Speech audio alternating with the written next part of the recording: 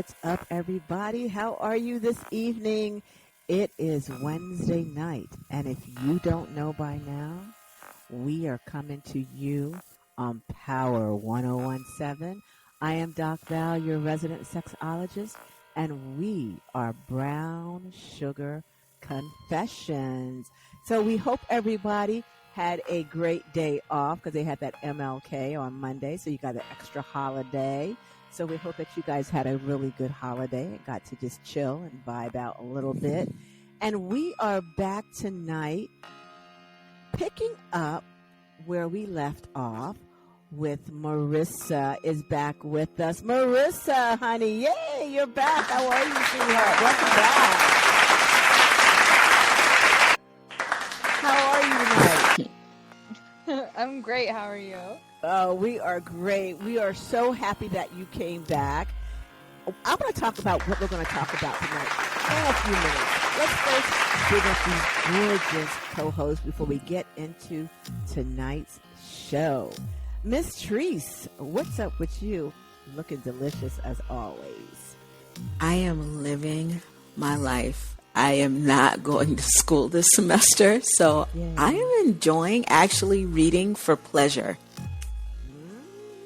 Congratulations. I know you're carrying that. Thank you. Master's, right? You're going for, right? Yeah, I'm sick of it. I'm sick of it. That paycheck will make it out when it comes in, girlfriend. Actually, no. No. I have to get my paycheck in another field because getting a master's in the field that I'm in doesn't actually pay anymore. It actually locks me into a certain job, and promotions are so hard to get. So I'm getting my master's in something completely different because getting your master's isn't a real thing, apparently, for my career field.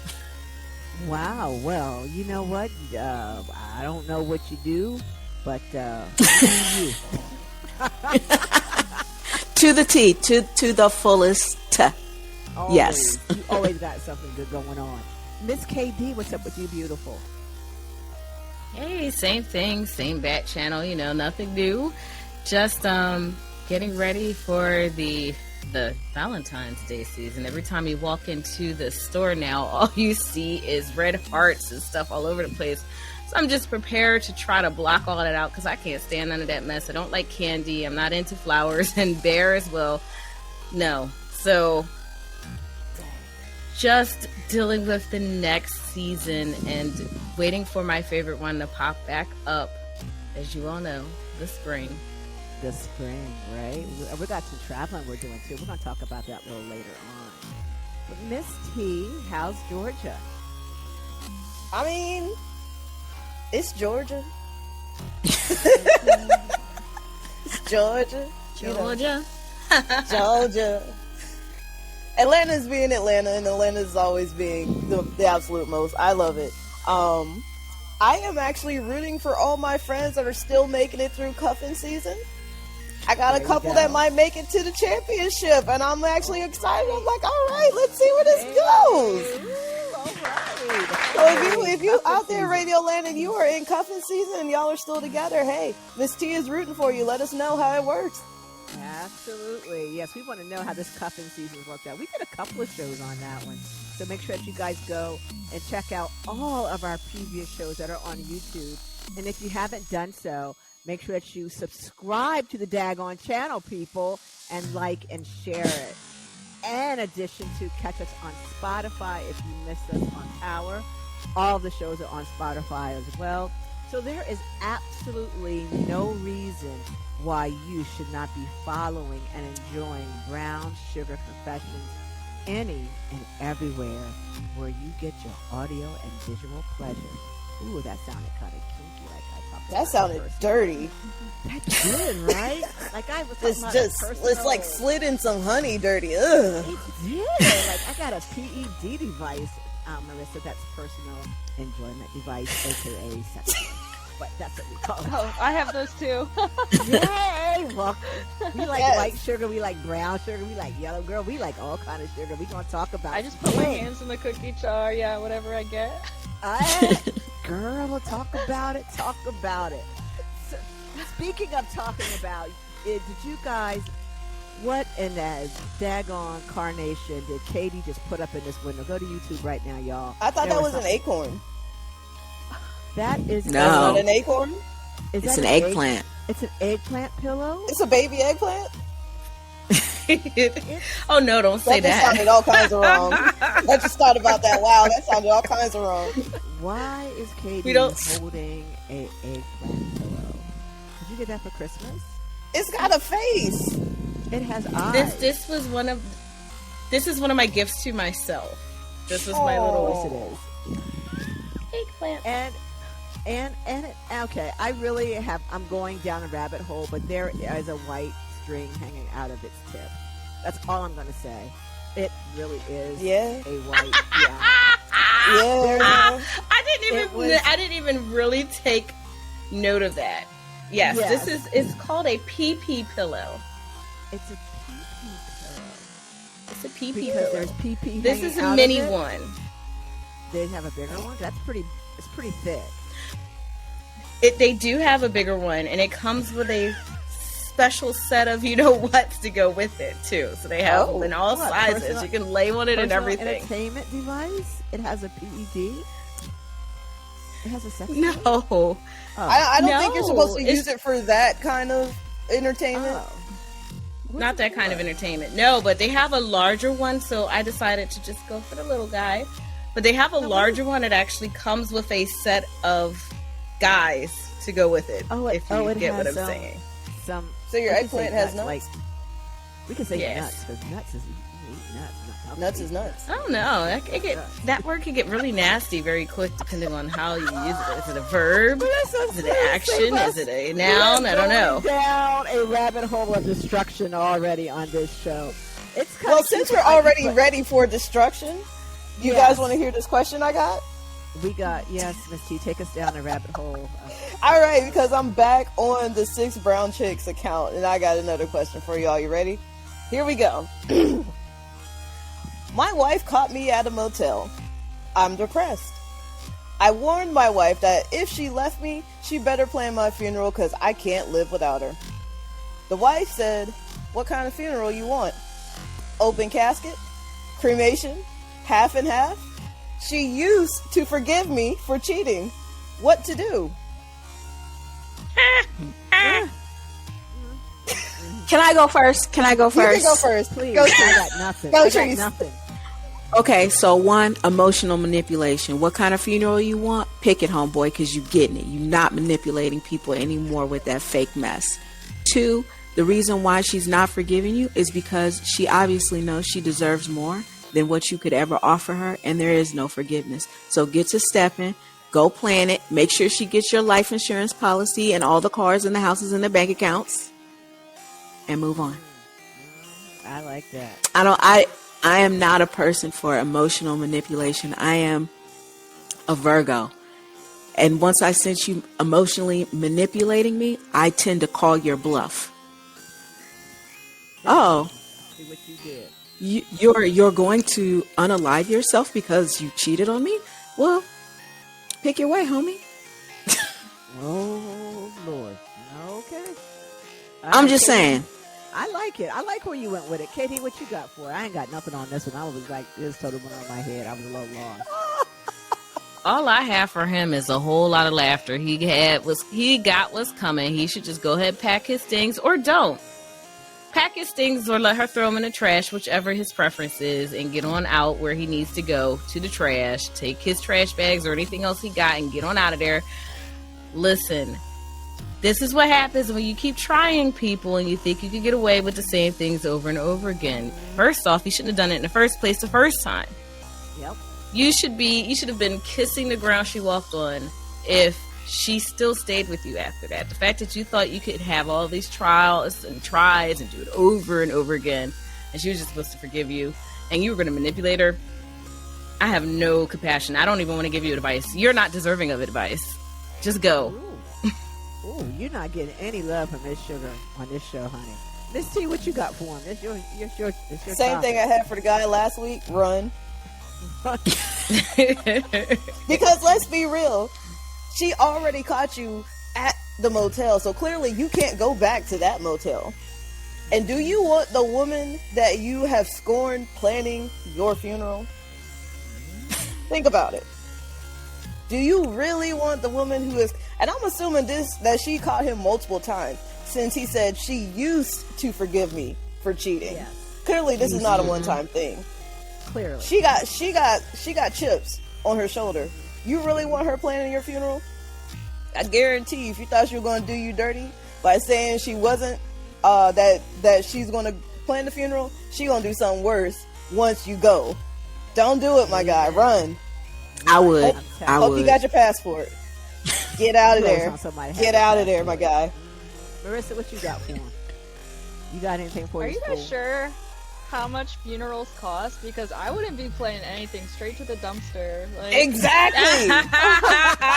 Which is why I said, do not let the woman you scorn plan your funeral.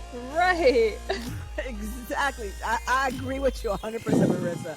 Like, I wouldn't even waste $1. Like, trash bag, dumpster, he's dead. Take him. I ain't kill him. He's gone. That's Donate how him I to would feel. science. Donate. You can get money for donating to science, can't you? Mm-hmm. That's the plan. Go to university, tell me you got a cadaver, and you're going to donate his body. Just sign some paper. He was for the streets anyway. He was for the street. Hey. Let him be in the streets. That's a good way. He can be with some college kids. Let him About to be all over them streets the way them students be handling them bodies.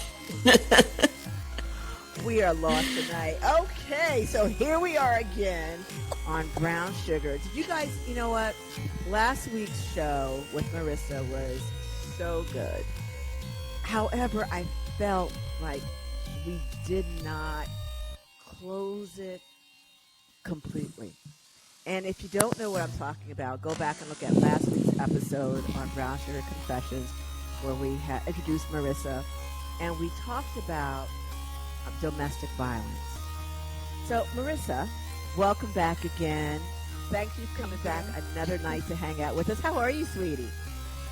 I'm great. I'm just happy to be here. We are happy to have you. Now, the first time you were really nervous. How's your nerves now? I'm feeling a little more comfortable. There you go. There you go. So, tonight, as I said, I felt like we just need to close this so that people can really hear how you survived and how you're doing now. There were so many questions about this that came in for us. So I want to bring you on and give you a chance to tell your complete story. So, Marissa, for those that didn't listen last week, give them a really quick recap of what you shared with us last week, if you would. Yeah, of course. So I had this relationship when I was a child. I was 17, and it went really fast and quickly turned into DV, and it also turned into sexual abuse. And as I got older, I realized he was a pedophile and a predator, and he was grooming me and another girl who was younger than me. And I finally got out of that situation, and I'm in a much better place now. That is great. That is so good to hear. And for those of you that don't know, the perpetrator was 28 years old, right? Right, and I was 17. 17. And he also was dating or having, I guess, I can't use the word dating. Sexual relations. He was in full relations with a 14-year-old girl that he was dating. Right. Right. Yes. So that's why she uses the word pedophile. And you also had mentioned that you did call the cops on him, but you chose not to press charges. And we talked about that during the show as to why you chose not to press charges. Wow. So, and from what I recall in your story was, I felt that, when we had you on last week, that the story there was more to talk about. It didn't feel complete. And that's why we wanted to come back on tonight. So I wanted the listeners to hear from survivors, because we're all of us, if you're on Brown Sugar right now and looking at us, we all raised our hands that we have been in domestic violence situations. And we have all survived it.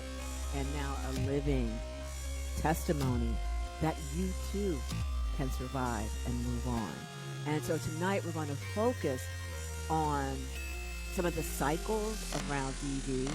We're going to talk about when Marisa says enough is enough, that she chose to move free and move on with her life, and steps on how to actually make that transition from being in that horrible situation to living your best life, because you deserve it. If you're listening, you deserve it.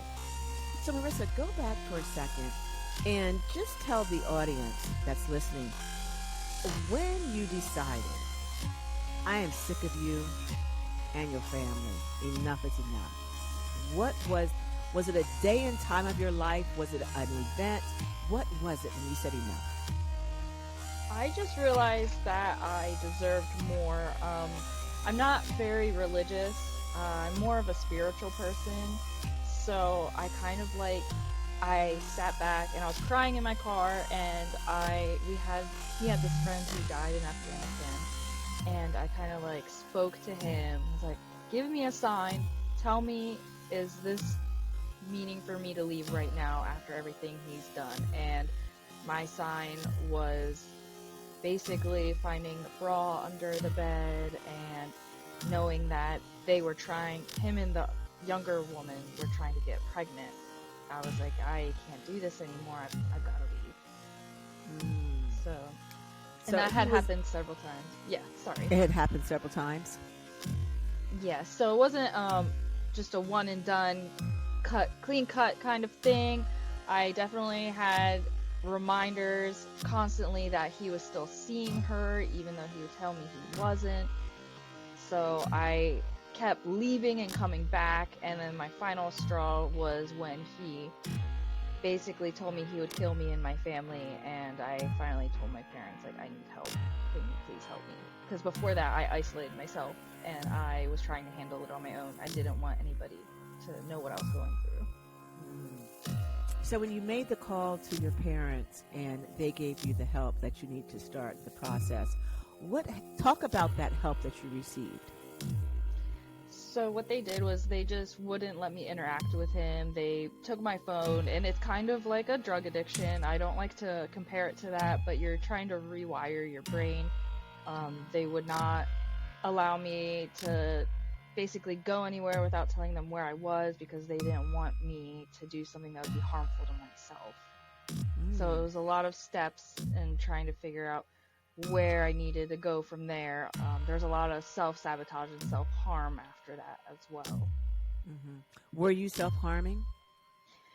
I was, but normally after sexual abuse, the self-harm is a little different. I would use sex as a form of self-harm. So if I felt somebody was angry at me, or I felt like I was in trouble, I would look to sex as my coping mechanism. Okay. And I heard you in the last show mention that when you left him, you went to therapy. Did you go to therapy during the transition when you first left him, or was that later on? Talk to us about that. I didn't start therapy until 3 years ago. It was very difficult for me to get into therapy. I was doing everything except going to therapy, because I kept trying to tell myself. I was trying to tell myself that I was the problem, that nothing was wrong, nothing was crazy about what happened to me. One of the things that I did to cope was I joined the military, because I thought, oh, this will help me get my life back together. No. It didn't. Not at all. No. Not at all. So you did. You joined the military as a coping mechanism. I did. I was like, well, this will make me a strong person. No, I feel like it kind of induced the fact that I was traumatized more. How so? Just the fact that they pushed me to limits, and I exceeded those limits, but then I would realize, oh, this is a trauma response. I'm not doing this because I want to. I'm doing this because I'm trying to seek validation and to show them that I can stick through no matter how hard they push me down. Treese has got her finger point. What do you want to say, Treese? I just want to, as a former military member, how many people go into the military that have come out of abused homes? A lot.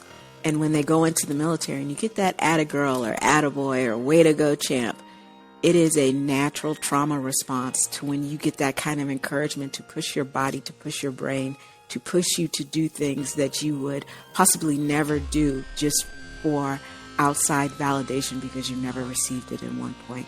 The military is very good at that. They are very good at brainwashing.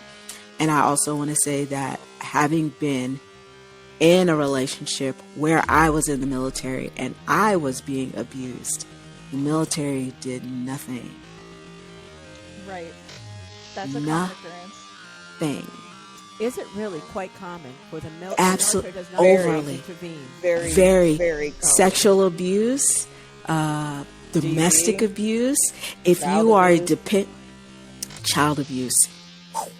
If you are a dependent and these things happen to you, they push it under the rug and say you won't get those benefits if he goes to jail. 2, if you are a military member and this happens to you, what they will do, in my case, is move you to another base, move you to another section, but don't forget that record goes with you. So when you show up at the new place, you're the problem. You're the problem. Exactly. You had that same experience, Marissa? I did, but I didn't leave my unit. I got moved around to several detachments in my unit. And the fact that he was also, at the time when we were together, he was in the military. He was a Cav Scout in the Army. Wow. Yeah, they And don't didn't do care. a thing. Yeah, they do not care. When we send military members to other countries that have even lower ages of consent, they don't care. That's when it gets real sticky. They don't care.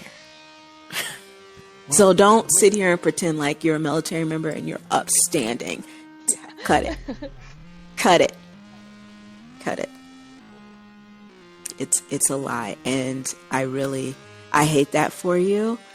And when I say I hate that for you, it only says to me that your story is important and that more people need to know that society has still normalized this behavior. As much as we say we're advanced, we are not. We are not. Exactly. Wow. And even today, the military does not intervene and help families or women that are going through domestic violence.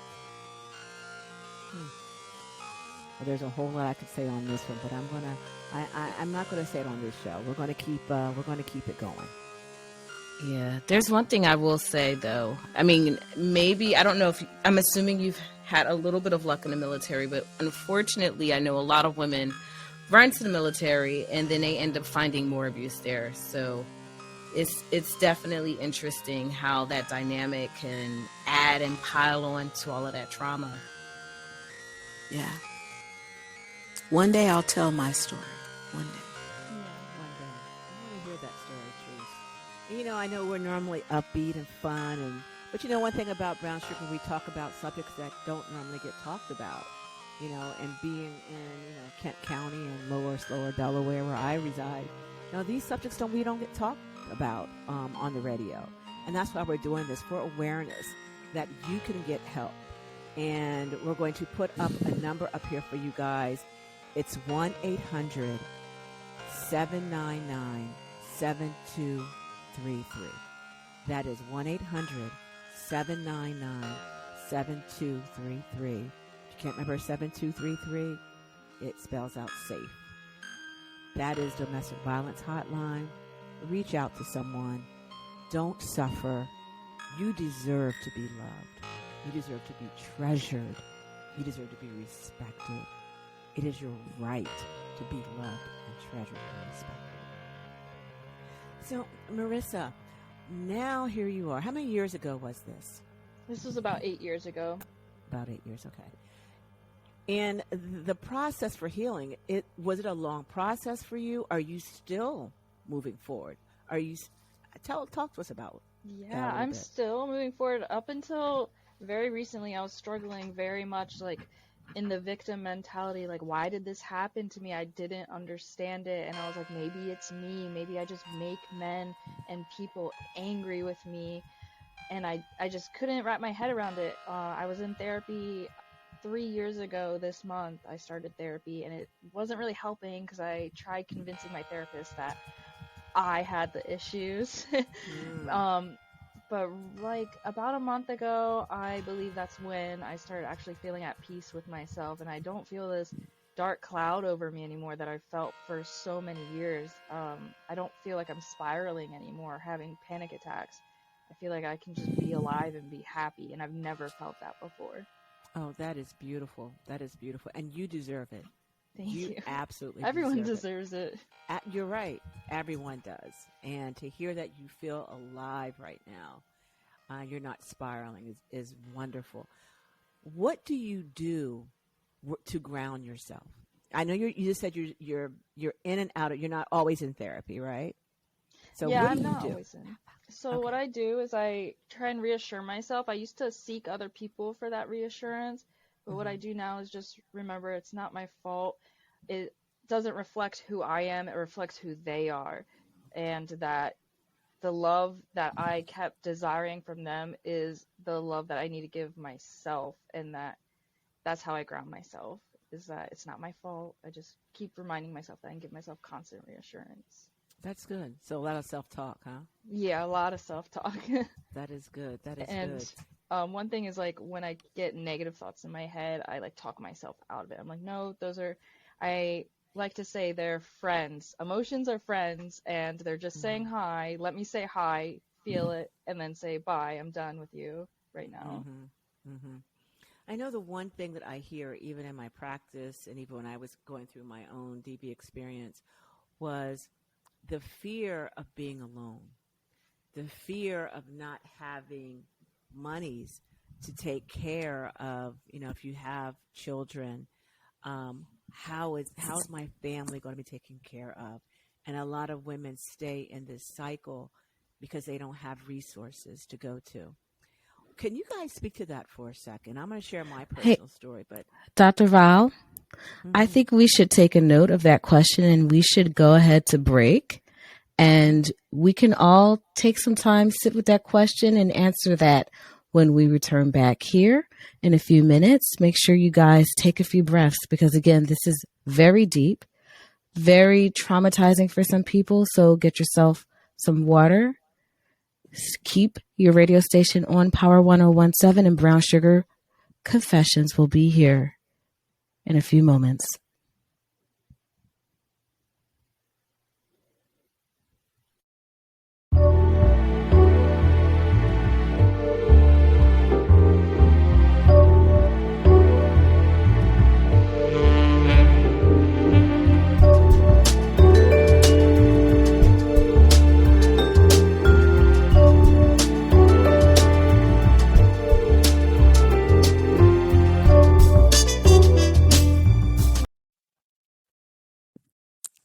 Welcome back to Brown Sugar Confessions. Before we get started on our very sensitive topic, we would like to give you some information on resources for you to reach out to following this service announcement. Are you looking at us? No? Get to YouTube. We're adorable. We're all wearing purple. Do you even know that? No, you don't. We're wearing purple and we're killing it. It's Katie's favorite color. We love her. But we're wearing purple for domestic violence awareness. We want to support any person that has been through domestic violence. Please know that we are here for you. If you'd like to talk to our resident doctor, who is Dr. Val, you can reach out to her at Valerie@swancenter.com. That is VALERIESWANNCENTER.com. I'm sorry, my Texas accent always messes up that L in that second. It's You forever too. gone. If you want to listen to us, you can now listen to us not only on Power 1017, you can reach us, you can listen to us at Spotify. And if you want to see our lovely faces, you can watch us on YouTube. And if you'd like to write us to maybe get some information privately from a safe, confidential, supportive place, please reach out to brownsugarconfessions@gmail.com. Now, if you'd like to reach out to the domestic violence hotline, please call 1-800-799-7233, or you can text 8224. If you don't want to text and you want to go online, please go to, oops, I'm sorry, I messed that up. So if you want to text, you can text 88788. If you are hearing impaired, you can call 1-877-787-3224. And for the website, you can go to thehotline.org. And in the top right-hand corner, if somebody walks into the room and you need to get out of there, press that exit button and it will take you back to your original home screen without being searched. Nice.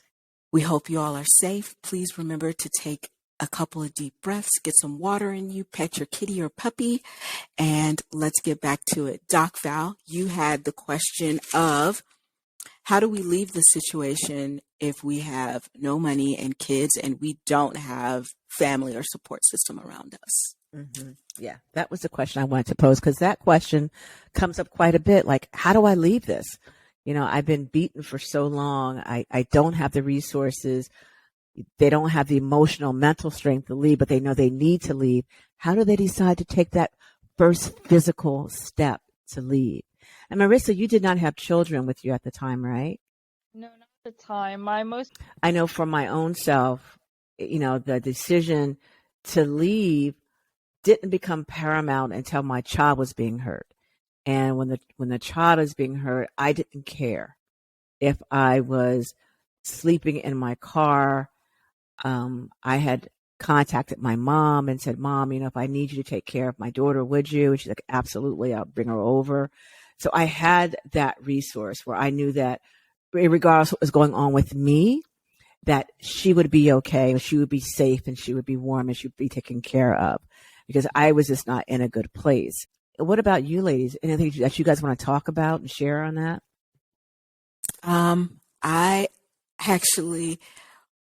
I woke up one day from a horrific dream, and it was my kids watching me get hurt to being unalived. And I went immediately to his shirt. I told him, this is what's happening and I need to leave. And the shirt, luckily I had called a friend, and a friend told me, this is exactly what you say. And if they give you any pushback, this is who you say you're going to call. I went to his shirt. I told him what happened. Shirt pushed back. And I said, okay, fine. I'm going to the JAG. And I immediately went to the JAG. And 3 days later, I had a ticket home. That's good. That's powerful. Marisa, when you left, you mentioned something about a couple of shelters. Aren't there some shelters in Dover there that someone can go to? Yes, there's a Shepherd's Place. That's the one I'm familiar with. Now, where's that one at? That's in Dover, I believe, on Governor's Avenue. Okay. All right. So we'll put the link up to Shepherd's Place. I'll also find the links for you in Sussex County, and Katie will find a link for you up in Wilmington, and we'll have them in each state that you guys can take a look at. Because there is no greater joy than getting out of an abusive situation and finding love and peace. And it's the peace for me that I fell in love with. Not having to walk on eggshells. You're constantly, when you're in a DV situation, you are ever conscious about, oh my God, what is going to set them off? You're worried about how you present yourself, what you say, what you do, how you cook, how fast you cook, the kids being too loud, you're just constantly on edge. And that tension that you are constantly in, that fight and flight syndrome, is not healthy for your body. And the one thing that I found that I have now that I will not relinquish to anybody is my peace. And the peace for myself and my home. And once I found that, I was like, my whole world changed. I was like, this is what I was missing. I could be a better mother. I could be a better business person. I could just be better Val because I had peace to think and rationalize and realize what to do next to take care of me because I was always worried about taking care of them, him. I was always worried. I don't want to get him upset. Oh my God, don't cut him off on traffic. I'll pay for it if it happens. God, I was constantly worried how to protect him. Even so much so, I even convinced myself to forego my own education and had him go for his master's because I'm like, if he gets help to see that he needs help, like a degree will make him stop. I was sure education would change him. I was sure. Oh, what an idiot I was to believe that. No, it does not. So yes, Therese. Marissa, may I ask you a question? This is probably going to go very deep, but since you decided not to press charges against him, can I ask where he is now and what's going on in his life? Yeah, of course. Well, I don't know where he is, but I know that he has 3 children with the underage girl that he was sleeping with. I'm not sure if I mentioned this before, but she disappeared for quite a while. I found that out through social media. I felt like it was my fault, and then later to find out they ran away together. But they're still in Delaware. So he ran away with her, or she ran away with him. Yes. And she was a minor. Yeah, and now they have 3 kids. Now they have 3 kids. Yeah. For me, it goes back to like the parents, where the household, and you talked about your own, and I respect that so much that you were able just to give voice to that you were in a toxic family at the time, correct? With your parents? Very, very unstable household. My parents would fight all the time. They were bringing me into the fights. I would get abused by my brother. There was sexual abuse, just so much. And yet, who was there to protect the children? And then the cycle just continues. And now that you have a child, and our natural instinct is not to repeat the generational curse, right? Right. Exactly. So what steps are you doing now to protect your child when she grows up? I'm very vigilant who's around my child. Her father and I aren't together, so it's a little more difficult for me to be aware of that, but I try and make sure I know who's in her life. I try and be cognizant of how I react to certain situations. I wouldn't exactly call it gentle parenting, but I make sure that when I'm talking to her, I talk her through her emotions, and I make sure she's aware of her emotions so that she doesn't get the curse of the anger and the lashing out.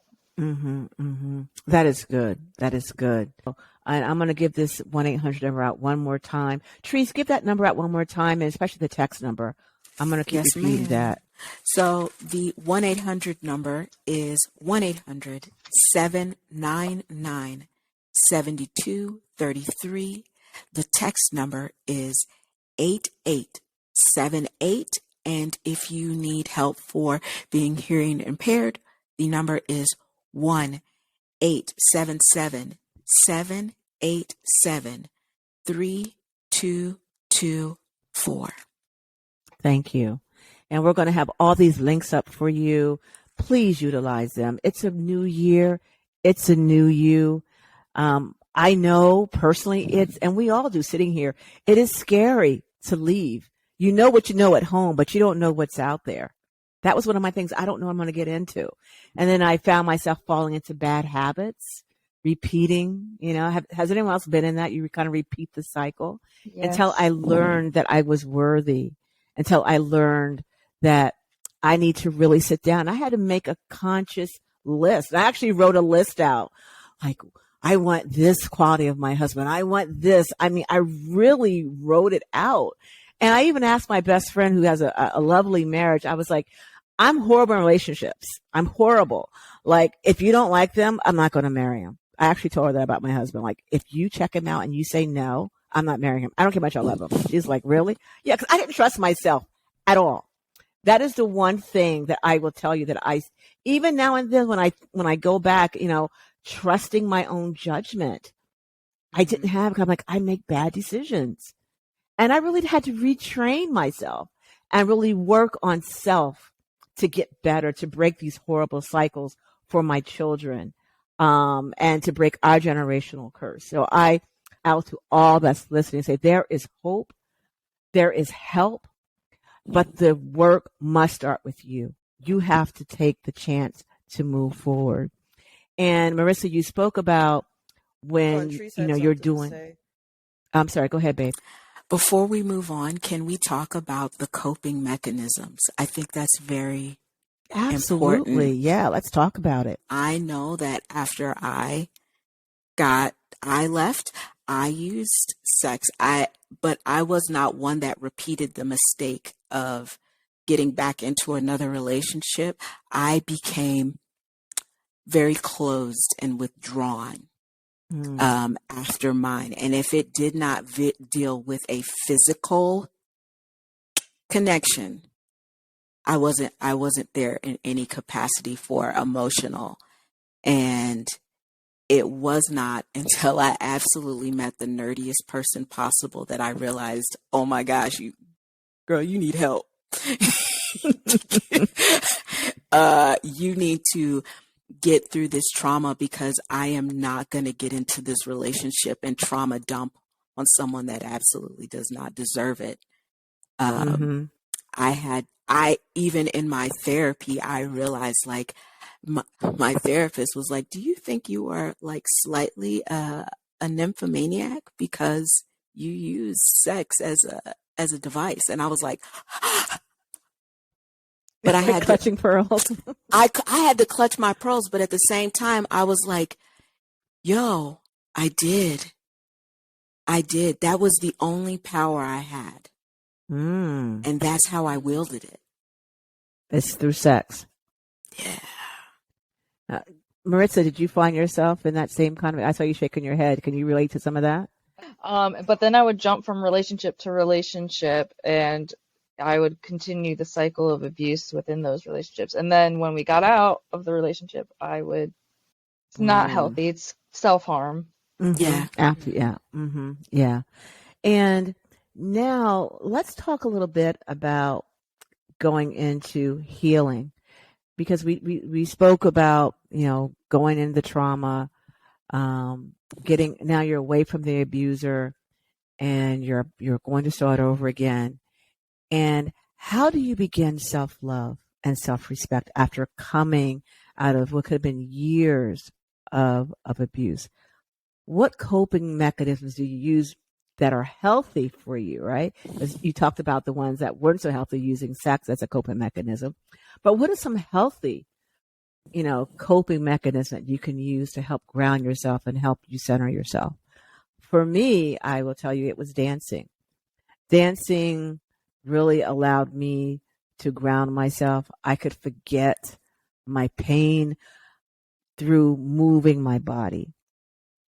I used to dance sometimes. I remember one day I think I danced almost 4 or 5 hours straight. I was in a really bad place, and the sweat, I remember just dripping off of me. Where I had just been dancing uncontrollably. I don't know what I was doing, but that was what I used to help me. And even today, when I feel really stressed out, I have to physically move my body. For me, it's some kind of movement, and it really ends up dancing. So what do you guys use to help you cope and to help you ground? Stillness. Stillness. What's that like? It is sitting outside and allowing what thoughts come to me, and being present enough to know not to hide or run from them, and allowing the grief that I have from that, be present, but cognizant enough. And this only comes with therapy. Do not think that this comes like automatically one day when you wake up. No, this comes from lots and lots and lots of therapy. Allowing the grief to come, allowing you to see like that you sat in that you allowed someone to do that to you, and that you didn't think you were worthy of anything more than that. Mm. And that is powerful, Trees. So sitting in silence. Yeah. Do you journal sometimes with it? Oh, she got a Journal paper and pen. all the Journal. time. Do you really? I do. I journal at least twice a day. When it's bad, I journal more, but it is a way for those feelings to no longer be inside of me, and they come out as real in real time. This is what it is, and I'm able to leave it there. Wow, that's powerful. What about you, Miss T? Not even about abuse. What do you use to ground yourself? I know you're into yoga. That's a great grounding yoga's tool, always a right? good deal. I am a low key active person. I work in a gym, so I just work out. That's what you use to ground Working out yourself. is usually what helps me. And then being in stillness and meditation, like Tracy said. And that is something that I have not been able to master is meditation. I can only get 2 minutes, and then I start to get bored with myself. I'm like, I got no idea what I should be doing. Yeah, start at 2 minutes. Start at 30 seconds. Really? Yeah. That's where you start is 30 seconds, 2 minutes. This whole start at 15 minutes. Are you crazy? I am a Virgo. You got 2 minutes with me. You better come on with this. I got things I have to do. I got a whole 2 minute meditation. Try it for a minute. Can you do that 1 minute? Was it 1 minute meditation? And meditation is literally just being, it is not like everybody, oh, I want the sand. No, it is just letting your thoughts pop up in your head. Yeah, randomly. you just got to let your thoughts run, but you don't attach yourself to them. Yeah. And that's a lot of thing too, is everybody thinks it's going to be like, my mind is clear. No, you got to build up to that. There's levels to it. Yeah. So you just got to work your way up. Okay. See, I want to go to the mastery level, but I want to, meditate for an hour. But I should give myself just a minute and work my way up. No, ma'am. We start at 30 seconds and we build from there. Because your body is going to tell it, like 2 minutes in, you're going to get an itch. Yeah. Okay. The whole purpose of the physical practice of yoga is to prepare you for meditation. Yeah. All the aches and pains and itching and yelling and stuff out of your system now, because once you sit down, this is it. Or once you lay down, this is it, depending on how you do your meditation. I've only done yoga like 4 times. I've never been a yogi. That's it, Miss T. We're doing it. We're doing it. All right, we need to have a brown sugar confession yoga session or something. Do you yoga, Marisa? I do, but I power lift more, weightlift. Oh, see that? I work out. Yeah, it's about physical movement, right? Whatever it comes down to, it's about physically moving your body to help you ground. And some people like to draw, some people like to write. Journaling is great. Drawing, painting, just something that helps you feel better about yourself. That just makes you come into your own body and just helps you calm down. What about you, Katie? What kind of tools do you use for yourself? Well, I definitely enjoy dancing to help relieve stress. I listen to a lot of music, so I have playlists just for moods. So if I have a need to try to lift my spirits, I have playlists for that. If I have a need to really just wallow in being upset, I have playlists for that. I have Tupac and Biggie for moments when I'm ready to like pop off, if you guys know what that means. But my favorite thing to do to really bring myself kind of down and to recenter is taking a nap. Oh, taking a nap. I didn't think about that. I dig those. And for me, a nap is kind of like meditation because it's not like I could just go to sleep. Like usually just sitting down, closing my eyes for a minute and thinking about the 17 billion things that's going to cross just because I stopped giving myself stimulation is my form of meditation before I go into that nap. Wow. Okay. Napping works. So I guess the idea that we wanted people to take away from this show is, number one, you're not alone. Even on Brown Sugar, all of us have given voice that we've experienced DV. There is no shame in reaching out and getting help. The journey is long. It's not overnight. It's a long journey, but it's a journey that has to begin at some point. And once you decide to take care of you and your children, if you have children, the rewards of peace of mind is worth anything. And to know that in your own home, you don't have to fear. Your home should be a place, a sanctuary, where you take your shoes off, where you have love, laughter, and peace. Your home should not be your battlefield. You know what we say on Brown Sugar Confessions on every single show. We always tell you to stay safe and to play safe. Marisa, thank you for coming on, sweetheart. You were amazing. Thank you for sharing your story. This story is going to touch so many people. I know that. How can they reach you if anyone wants to reach out to you? So they can reach me through Instagram. I'm also writing a book that hopefully will be published this summer on domestic violence and the sexual abuse I face. Facebook, Twitch. I stream on Twitch sometimes, so whenever I'm streaming once a week, they can hit me up. And my handle is vaulting_VICERE. All right, vaulting_. All right, and VIC? VICERE. ERE. Okay. We're going to put all her handles up. Reach out to me, reach out to Marisa, who could put you in contact with people. I am not a DV counselor. I am not a DV coach, but we can refer you to people. And we're going to link all these resources up here for you so that you can get the help that you need for your mental and physical well-being. Because loves, it's time. It is time to love thyself. And, it's time. So on that note, I'm going to thank you guys for listening. Come back next week when we go into some funny, crazy stuff.